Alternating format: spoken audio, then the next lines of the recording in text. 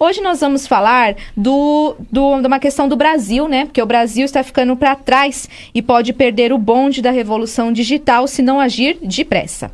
Sem mão de obra qualificada para atender às novas exigências do mercado, voltou a cair no ranking da chamada competitividade global de talentos, criado pelo INSEAD, uma das principais escolas de administração do mundo.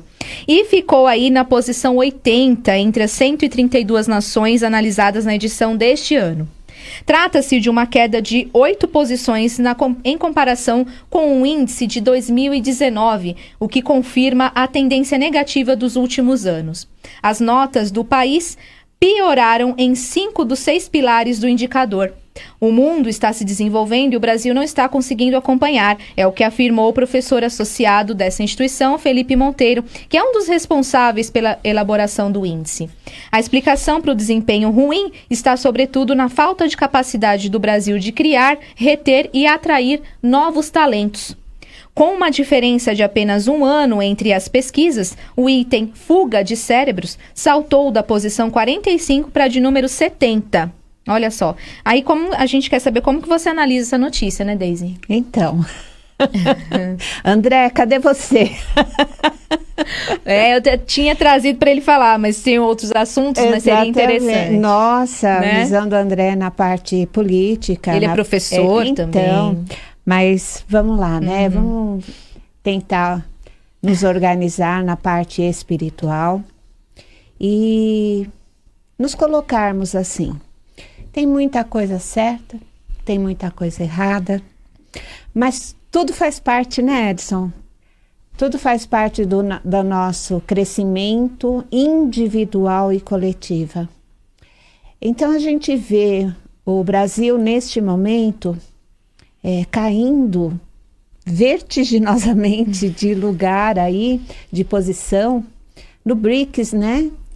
Que é uma junção do Brasil, da Rússia, Índia e a África do Sul. E nós percebemos que é uma junção de países ainda em crescimento, né? E o Brasil está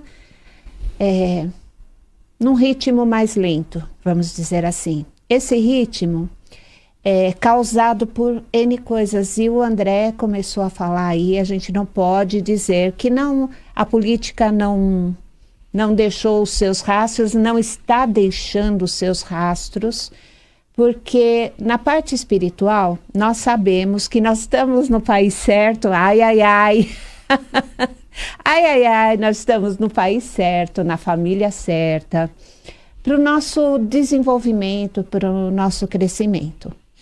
E aí, como é que fica todo esse pessoal que está saindo aqui do Brasil, se nasceu aqui, se desenvolveu aqui e está saindo, né? Fuga de cérebros, eu achei ótimo essa.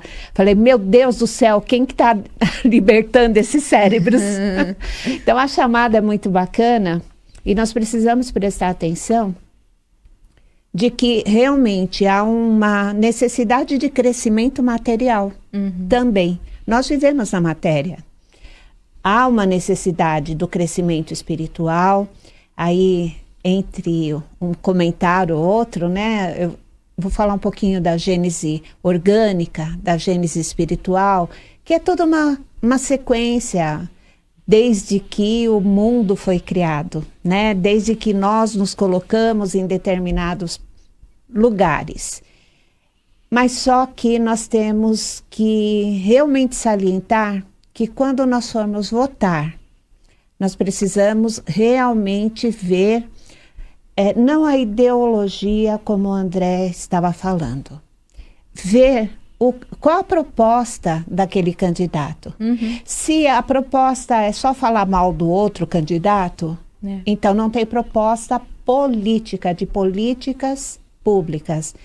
Então, salientar um pouquinho esse lado de política pública e a nossa responsabilidade em saber votar direitinho, é essencial ver o que é fake news, ver o que é fofoca, realmente ser consciente do voto, né? E aí nós vamos ter cada vez mais um crescimento, tanto material como espiritual. Nós não podemos renegar cultura, nós não podemos renegar laboratório, ciência, enfim, o crescimento. Pesquisas, né? Pesquisas, a necessidade de pesquisa, a necessidade de tudo. Nós podemos ver, a Vanessa falou da Gênese, né? É. Então, olha aqui, Exatamente. olha o que eu trouxe hoje. Fazendo o link. Olha a capinha Você já aqui. tem a sua. Então, vamos lá, né? Vamos estudar o Espiritismo, mas também estarmos conscientes da nossa parte. Nós temos uma parte a cumprir. Cada um de nós é um espírito individual, com seu crescimento individual, mas nós fazemos parte do coletivo. Edson? Olha, essa questão, ela tem a ver com a nossa estrutura mesmo, política, como já foi colocado aqui, com algumas, eu diria que até algumas decisões tomadas erradas lá no passado, que hoje estão refletindo. Nós tivemos no nosso país, há uns anos atrás, uma política de segregação, ou seja, de você preservar a indústria nacional de informática em relação ao mundo. Então, com isso, a gente perdeu muito. Tinha Secretaria Especial de Informática na época, você não podia importar coisas, privilegiava, né, o desenvolvimento brasileiro, os projetos, só que sem a devida informação, sem o devido investimento na composição das cabeças pensantes. Olha que coisa interessante, você vai, vamos preservar para que a gente possa se desenvolver, mas você não investe num polo de desenvolvimento, quer dizer, nas faculdades, você não deixa que coisas que estão sendo descobertas fora entrem para poder abrir as mentes e por aí afora, então você cria um problema muito sério. Então hoje é um reflexo disso. Né? Políticas públicas, como já foi falado aqui. Você veja, nós temos problemas tão sérios que a gente não consegue nem tratar a água. Quer dizer, que você não consegue tratar a água. Como é que você vai tratar essa parte de tecnologia, entende? Infelizmente ainda é um processo de desenvolvimento do país, né, muito atrasado nesses quesitos.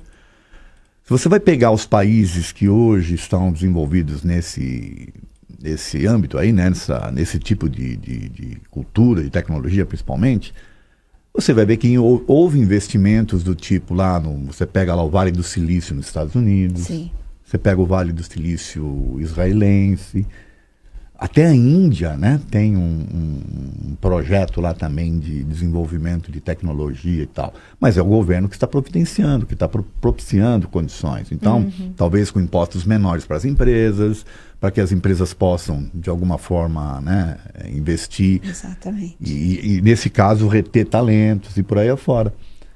Então, é uma vontade, falta vontade mesmo, né, dos dirigentes.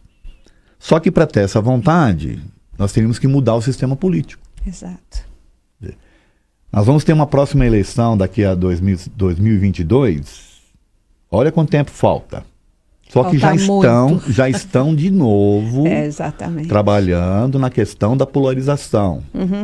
Do mal contra o bem, aquela coisa que... Mais uma vez. Mais uma vez. Quer dizer, então, ainda nós vamos ter um tempo aí para frente para que haja essa consciência do pessoal, né? Que vota principalmente, de perceber que nós estamos sendo manipulados. Essa que é a verdade. Sim. Os políticos em si nos manipulam e querem manter esse tipo de sistema porque para eles interessa isso. Verdade. Tá certo? Enquanto a gente tiver esse tipo de situação no país, os cérebros vão continuar fugindo. É a fuga. Depois a gente pode abordar essa questão da visão espiritual sobre essas questões também, né? Que a gente vai falar daqui um pouquinho, não é isso? Mas por esses itens que você trouxe, né, Edson, você pode aí afirmar que essas são as razões das pessoas mais preparadas estarem deixando o nosso país? Sim. Falta de incentivo, né? Se elas não têm os incentivos, se elas acham que elas podem contribuir de alguma forma e elas não encontram espaço para mostrar, por exemplo, você não viu o rapaz aqui que desenvolveu um sistema de captação e um sistema de captação de reuso da água e de sistema e ele não consegue encontrar espaço para fazer a sua divulgação. Quer dizer, cabeças pensantes nós temos, o problema todo está de que forma, como faltam essas políticas públicas de desenvolvimento, né, de incentivo, as pessoas ficam meio perdidas. Aí o que elas vão fazer? Vão buscar o espaço onde elas têm espaço para isso. É natural. Eu tenho uma filha que não está no Brasil. Eu tenho um filho que não está no Brasil. Então tá aí. Hoje o programa foi para vocês. Nós estamos falando nem tinha lembrado aqui, disso. Cérebros que estão fora. As pulgas estão aqui. Exatamente. Nós estamos falando de duas pessoas que têm filhos fora. É seu filho? A minha filha. Sua filha tá onde? Está no Canadá. E Lisboa. Em Lisboa. Aí, são as fugas. Por quê? Porque não encontrou os espaços necessários aqui. Exatamente. Tem outras questões também, né? Não é só essa questão do espaço para criatividade. Mas essa é uma delas, né? Mas tem a ver com segurança tem a ver bem. com leis, com ordem e por aí afora. Nós ainda temos muito, mas muito que A caminhar. nossa saúde pública é uma lástima. Temos muito ainda que caminhar para ser um país, né, que retenha talentos, principalmente nessas áreas de tecnologia. Agora, algumas coisas estão sendo feitas, né, em detrimento dessa politicagem toda que está acontecendo aí. Ontem, por exemplo, foi assinado um decreto de segurança cibernética. Esse decreto ele tenta organizar e ensinar as pessoas de que forma elas têm que se comportar em termos da segurança, né, digital. Porque a gente hoje está vivendo no mundo digital e as invasões de celulares, invasões de contas, O tempo todo. virou uma festa, né? Sim. Então, até para se adequar em termos mundiais, esse decreto foi elaborado justamente para isso, né? Só que isso não é divulgado. Você sabia que tinha esse decreto? Foi assinado ontem. Quer dizer, foi... Quem fez isso? Quem fez que Quem não me é falou? Você percebe? Como a gente tem coisas muito mais prementes para tratar, esses assuntos vão acabando ficando como não prioritários. É verdade. Então, quando você hoje, por exemplo, não consegue tomar uma água de qualidade, quando você não consegue ter um esgoto tratado, quando você não consegue andar na rua com segurança, É prioridade. Acaba o que você vai fazer com pessoas que são criativas e que querem... elas vão procurar o espaço delas, né? Exatamente. Não é natural? Bem natural.